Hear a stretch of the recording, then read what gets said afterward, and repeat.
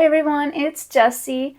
It's been a while since I've come on to give you updates on what I've been working on. As some of you may remember, I was working on a shawl by Crystal at Bag O' Day called the Butterfly Effect Shawl.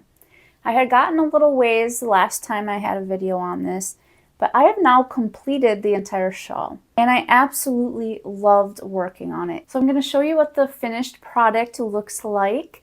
However, it may be hard to show in the camera, so I'm going to try to take a picture and also insert it in the video. All right, here it is. Absolutely gorgeous. I love this shawl. It is so beautiful.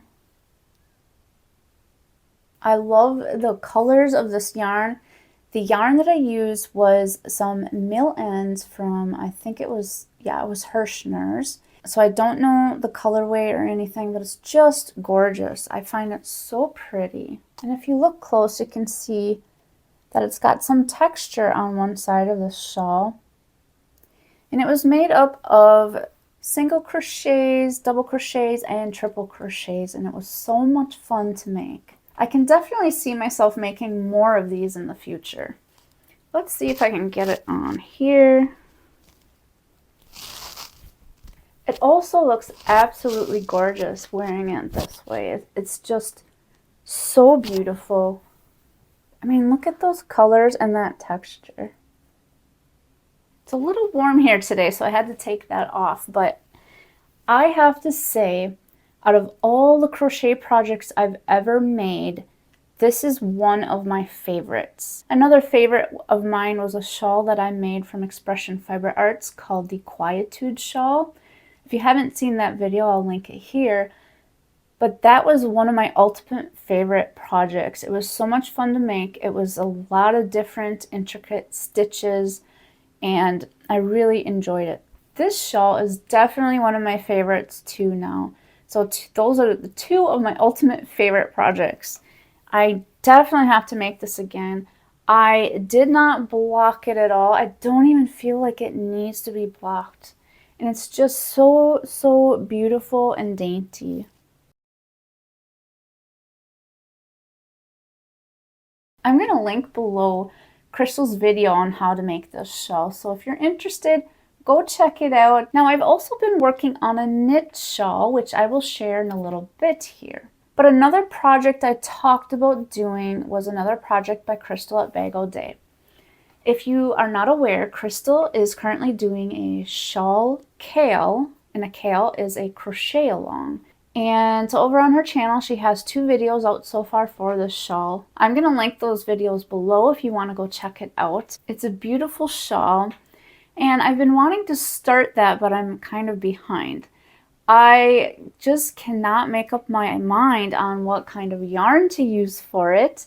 Crystal used a DK weight or a light 3-weight yarn from Expression Fiber Arts. Beautiful yarn. I decided I'm not going to use Expression Fiber Arts, but I can't decide what yarn to use. When I took you guys along to Hobby Lobby, if you haven't seen that, I'll link the video here. I was kind of looking for a yarn that I could use for the shawl crochet along, and there's so many beautiful yarns, it's so hard to make up my mind.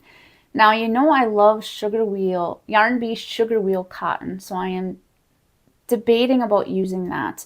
I also mentioned that I have some True Blue yarn in beautiful spring colors, but I don't think I want to use that yarn.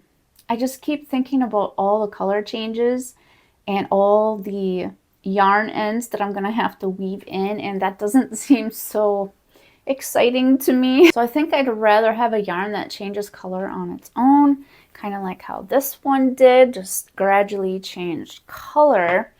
It would be a lot easier, no ends to weave in, and still turn out absolutely beautiful.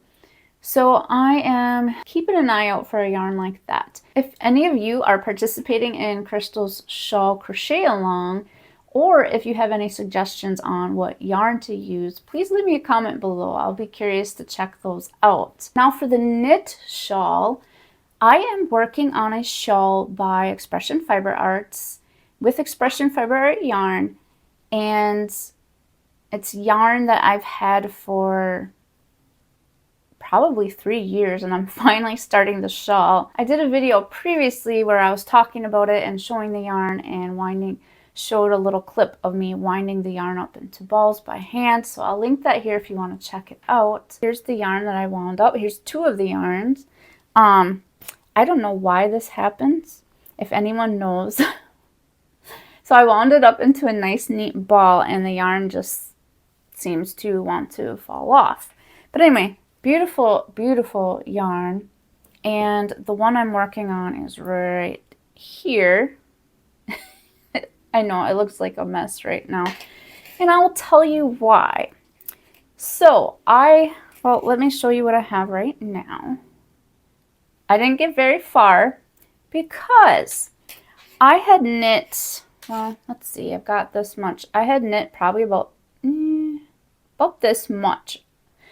And I was so proud of myself. I'm like, wow, I'm actually doing this. And then I realized I didn't read the pattern very well. There are 2-3 rows that were kind of the same, so I just kept knitting and knitting, and then I thought the next row was the same thing, kept going until I realized that it was not.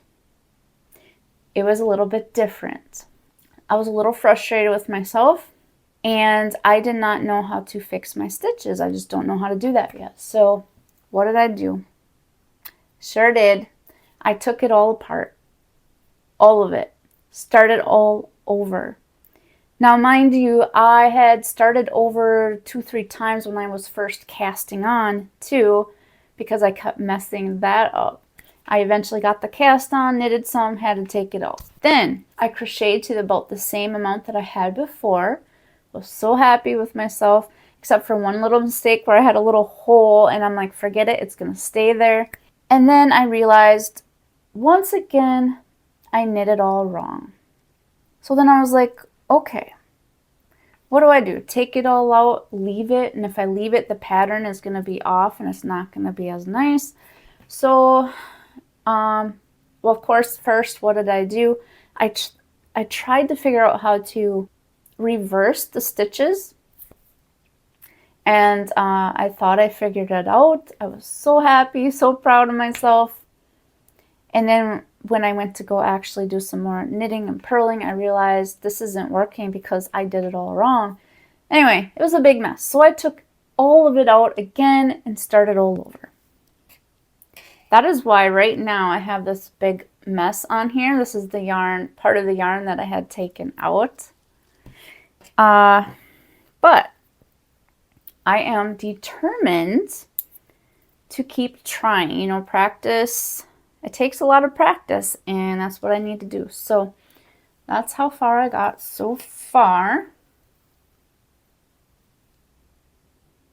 It's not very far, but I'm hoping by the next time I do an update video, I will be much further along. I just need to learn how to fix my knitting mistakes, and then I won't have to take out my work all the time, because the last thing I want is to have a good chunk done, and then I'm like, oh my gosh, I made mistakes. I got to take it all out. I don't want to do that. So if I get a lot done and make a mistake, I'm going to have to really do some research to figure out how to fix it.